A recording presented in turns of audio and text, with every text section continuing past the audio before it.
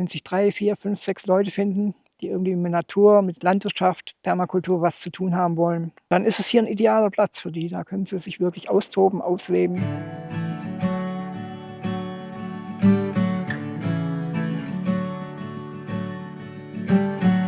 Thomas Beutler, Jahrgang 68. Wir sind hier auf dem Paradiesplatz in Belzig. Das ist meine Heimat gewesen die letzten 25 Jahre.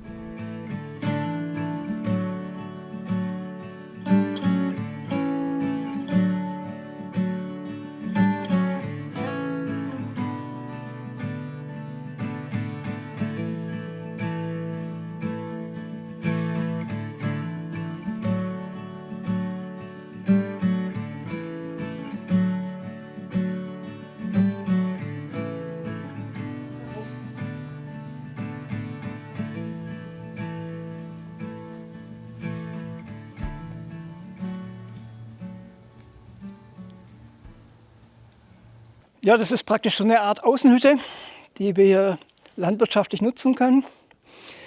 Also zum einen, um Gerätschaften einfach unterzustellen, aber wir haben hier auch einen Trockenschrank, wo man dann praktisch Früchte oder auch die Nüsse und alles trocknen kann, damit das ganzjährig genossen werden kann. Und es ging halt damals darum, etwas zu bauen, was möglichst mit regionalen Baustoffen funktioniert, also wo ich es nachher wieder zurückgeben kann der Natur und nicht irgendwie Müllverbrennung oder sonst irgendwas rauskommt. Und auch vielleicht baulich einfach ein bisschen herausfordernde Konstruktionen. Und es ist mal, wenn man jetzt ein bisschen näher hier geht, kann man sehen, dass das Dach keine, außer den Stützpfosten, keine weiteren Pfosten mehr in der Mitte hat. Das ist praktisch so eine Art sich selbst tragendes Dach, das mal in Deutschland erfunden worden ist. Hier aber nicht in die Bauordnung reinpasste so richtig. Aber andere Länder haben es übernommen. Also zum Beispiel in Schweden gibt es Hallen, die haben 40 mal 20 Meter, die keine Stützpfosten irgendwie brauchen, sondern das Dach sich ineinander versteifend ist. Und genau, wir haben hier praktisch Bretter aus dem regionalen Wald raus. Wir haben hier Robinienpfosten aus dem normalen Bau raus. Wir haben Lehm-Stroh-Gemisch, was im Endeffekt alles nachher kompostiert werden kann in der Natur. Die Ausnahme ist, weil es nicht anders ging, weil wir ein sehr unförmiges Dach haben, da hätten Tonziegel nicht drauf gepasst. Deshalb musste man praktisch Dachpappe nehmen, das muss man sorgen. Aber sonst ist es ein Teil, also, wo ich einfach in die Zukunft auch schon denke. Irgendwann braucht man es vielleicht nicht mehr oder es ist doch zu alt, muss ersetzt werden und dann geht es einfach in die Kompostierung rein. Wir haben hier extra mal eine Stelle ausgespart, wo es nicht so ist. Muss ich es vorstellen, vorher waren ein bisschen mehr Zweige. Das haben sich jetzt die Vögel schon geholt als Nistmaterial. Aber man hat praktisch so Äste und verschiedene Zweige, die hier so ein Geflecht bilden. Und auf das kommt einfach dieses Lehm-Stroh-Gemisch mit ein bisschen Kuhdung drin. Und dadurch entsteht praktisch das Lehm, hat ja ein sehr auch klimafreundliches Ding, nimmt Feuchtigkeit auf, da gibt wieder ab, wenn es trocken wird. Sodass wir da also einfach ganz tolle Teile haben. Genau, und der Zaun ist jetzt halt gerade da, dass die Schafe selber nicht reingehen, wenn sie hier weiden. So, für den Abend haben wir hier was gefunden, da haben wir so einfach ein paar grüne und blaue Flaschen gemacht. Das heißt, die spätgehende Sonne gibt dann einfach so ein bisschen in die Hütte noch ein grünes Licht hinein. Und wir haben praktisch die Westseite hier vor allem zugemacht, das ist hier die Windhauptrichtung, also hier kommt der Wind her oder auch Stürme oder sonst irgendwas, dass man da den geschützten Bereich hat. Haben recycelte Fenster ein bisschen eingebaut, dass man in alle Richtungen doch noch rausschauen kann. Und genau, und das Gleiche könnte man aber auch nach vorne machen, wenn man das will. Man könnte auch bloß hüfthohe Mauern machen oder eben bis nach oben ziehen, komplett dicht, je nachdem. Ist jederzeit veränderbar. Auch wenn man merkt, keine Ahnung, der Wind, der Regen hat doch über die Jahrzehnte dann irgendwie viel Lehm abgewaschen, macht man einfach neue Lehmschicht oben drauf. Oder kann es auch, wenn man doch mehr Dämmung haben will, einfach ein bisschen verdicken. Das ist ein toller Baustoff, also natürlich regionaler Baustoff und total formbar, wie man auch immer das braucht. Ich komme ursprünglich aus Baden-Württemberg, war dort sehr in der Jugendarbeit, in der Naturschutzarbeit tätig. Und als es dann hier praktisch die Öffnung der DDR gab, bin ich hierher gekommen und habe mitgeholfen, so den Naturschutz und Umweltschutz ein bisschen zu etablieren. Und habe dann irgendwann bei einem Spaziergang 2000 hier diesen Platz entdeckt. Und kurze Zeit später mitgekriegt, dass der zwangsversteigert wird. Und damals sah der Platz ein bisschen anders aus, hat hier leider halb Belzig seinen Müll hergefahren, also war ziemlich vermüllt, verwildert. So, aber hier der Platz hatte eben in der Mitte tatsächlich eine große Lichtung, 1,5 Hektar groß, und er hat einen Hüter gesucht und hat mich angesprochen, und dann habe ich mich entschieden, ja, ich nehme die Aufgabe an.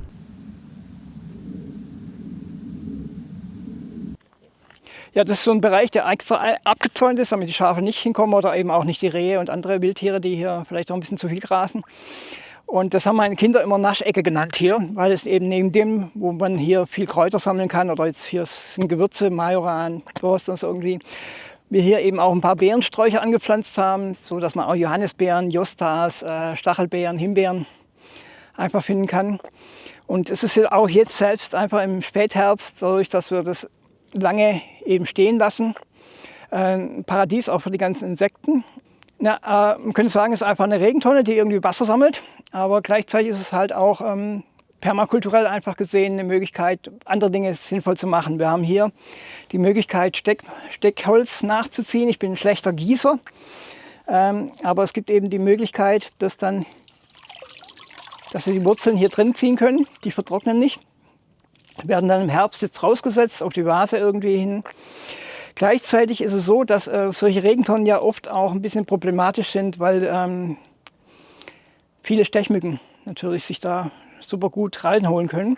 Und damit es nicht passiert, ist es gleichzeitig hier Lebensraum für Fische, in dem Fall für Rotfedern. Das sind also Rotfedern mit drin, kleine Rotfederchen, die speziell an der Oberfläche oft jagen und dementsprechend auch die Stechmückenlarven sehr gerne vertilgen.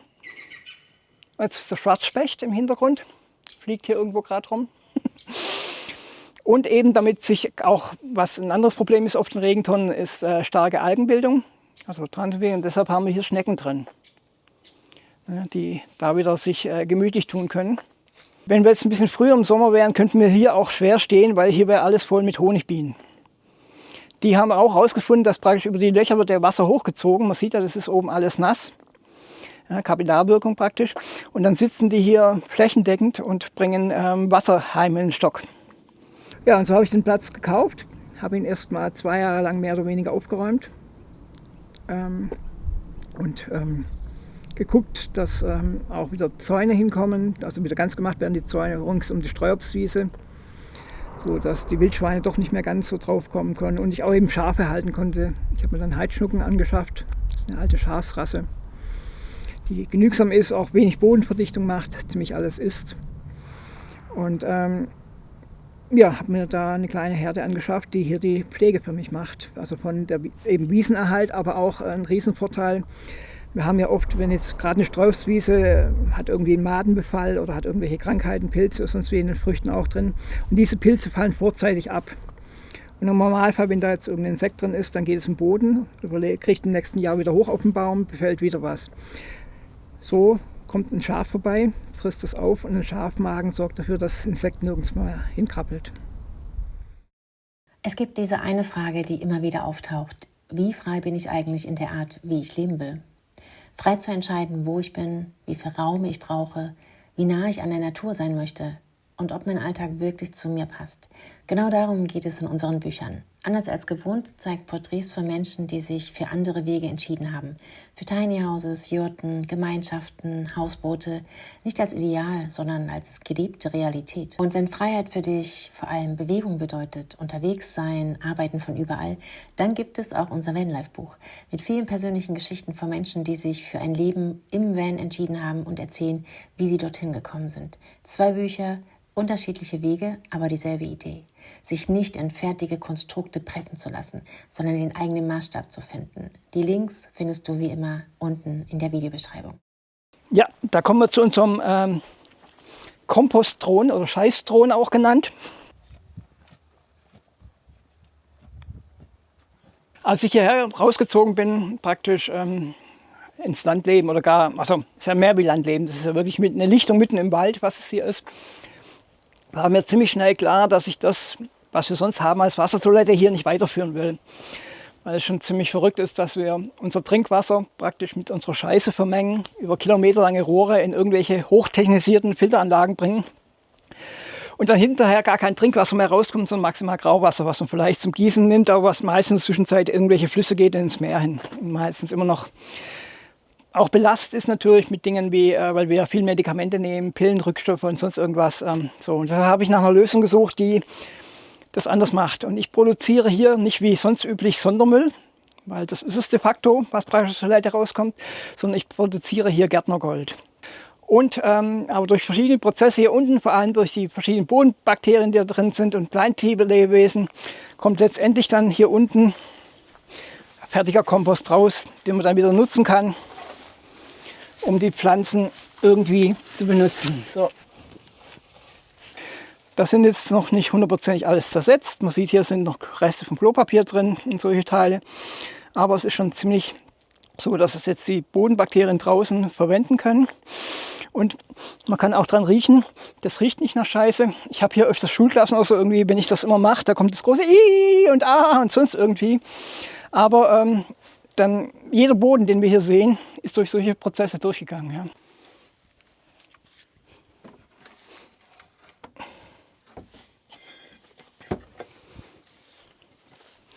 Genau, und Scheißdrohnen deshalb, weil halt man in gehobener Höhe sitzt und wenn man haben will, auch einen entsprechenden Ausblick haben kann auf die Umgebung, während man es nämlich macht.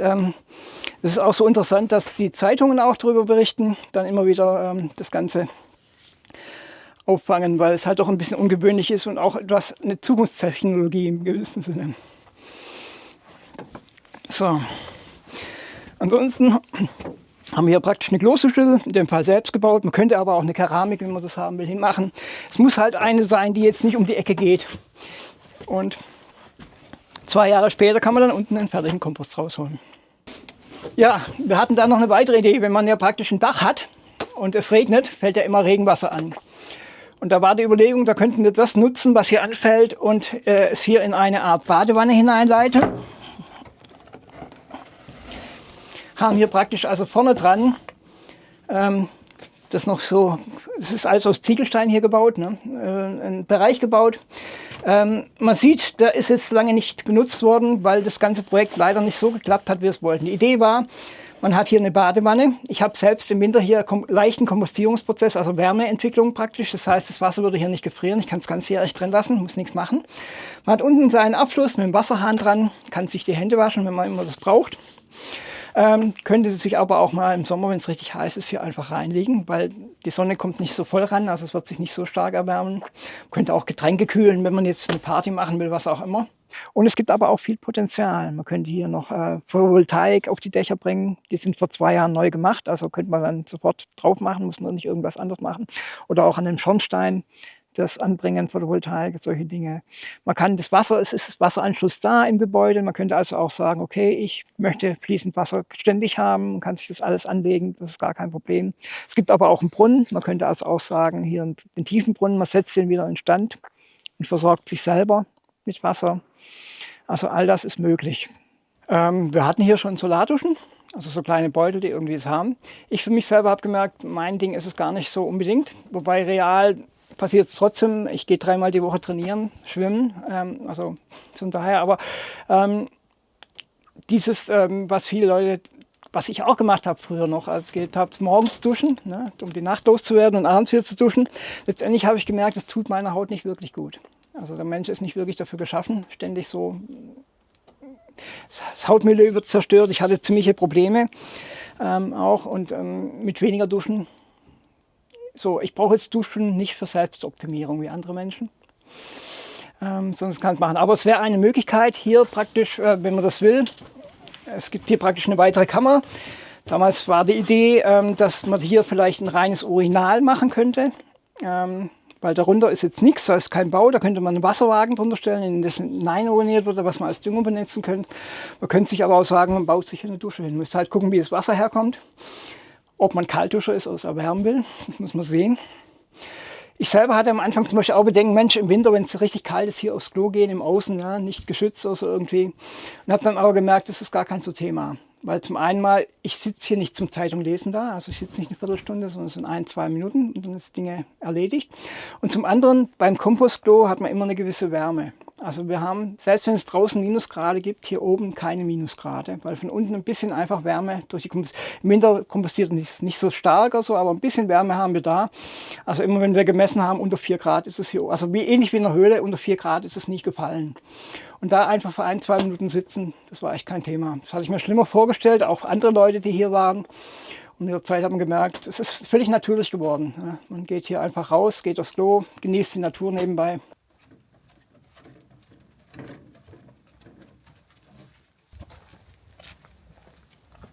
Das ist jetzt hier der Nuss- und Fruchthain. Wenn man mitten im Wald ist, bleibt nichts anderes übrig, wie es einzuzäumen, weil sonst alle Tiere sich hier laben würden. Dann hat man nichts mehr. Die meisten kommen trotzdem rein. Die Eichhörnchen holen sich hier schon seit 2 Monaten regelmäßig ihre Nüsschen, vergraben die überall, was dann aber auch einen Vorteil hat, dass man hier und da mal wieder einen neuen Walnussbaum hat. Ausnahmsweise, anders wie in den Vorjahren, gab es keinen Spätfrost, der die Blüte hätte irgendwie weggenommen. Das sind alles sogenannte Weinbergpfirsiche. Die Bäumchen habe ich alle selber gezogen aus Samen, die ich mir an verschiedenen Stellen gesammelt hatte. Wir hatten hier in Belzig zu DDR-Zeiten auch so eine Obstplantage, wo die praktisch Pfirsiche hatten. Da hatten die 270 Pfirsichsorten. Der größte war wie eine Melone. So. Und eben kleine verschiedene. Und da habe ich mir, was ich noch konnte, das meiste war leider schon abgeholzt, noch verschiedene Samen geholt. Und habe mir auch von Freunden aus Freiburg, von Weinberg dort ein paar Kerne sammeln lassen. Habe die hier praktisch ausgesät, großgezogen und dann hier in eine Art Hain einfach eingepflanzt. Und dieses Jahr ist es echt heftig. Also ich schätze, das sind gut 600 Kilo, was die Bäume dieses Jahr hier drauf haben. Und die sammle ich jetzt ein. In den vergangenen Jahren hatte ich die immer noch selber verarbeitet. Da ich jetzt im Aufbuchen und Zusammenbringen bin, mache ich das jetzt nicht mehr. Und jetzt kriegen es einfach Freunde, beziehungsweise einen Teil bringe ich immer eine Gemeinschaft und die kochen ein und verwerten das alles. Und trocknen nur noch ein bisschen selber, so für den Eigenbedarf.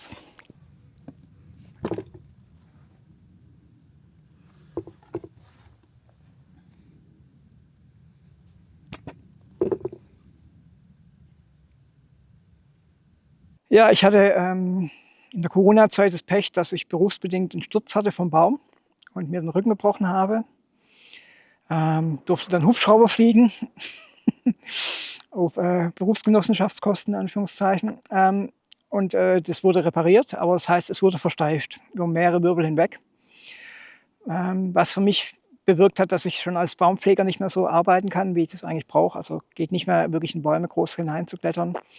Und auch sonst, ich kann nicht mehr 8 Stunden am Tag. Ich bin froh manchmal, wenn ich 1, 2 Stunden hinkriege und dann schreit mein Rücken Aua und ich muss mich hinlegen und ausruhen. Beziehungsweise bei bestimmten Arbeiten, wenn ich mit dem Freischneider arbeite, das ist eine halbe Stunde maximal, manchmal auch nur 20 Minuten und dann geht es einfach nicht mehr.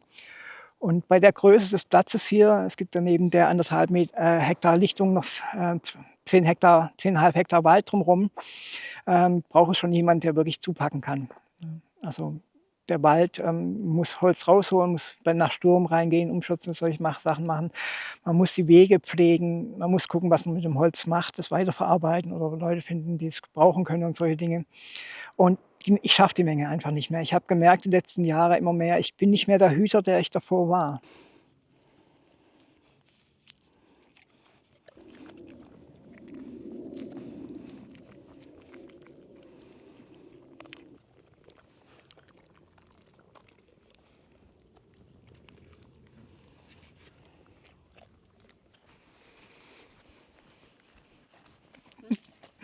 Hi Jana. Hey, grüß dich.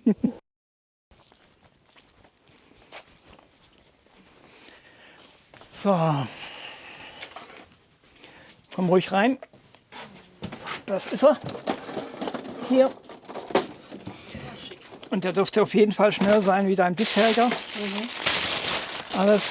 Bedienungsanleitungen sind dabei. Verschiedene Kabel, je nachdem, was du anschließen willst. Weil du ja hier praktisch alles möglich kannst, auch nicht nur drucken, sondern könntest auch scannen. Also falls doch mal jemand noch einen Fax haben will, geht alles. Multi-Choice-mäßig. Netzgerät zum Anschließen. Freut mich, wenn er bei dir wieder in Verbindung kommt. Ja. Ich freue mich, wenn es schneller geht. Ja.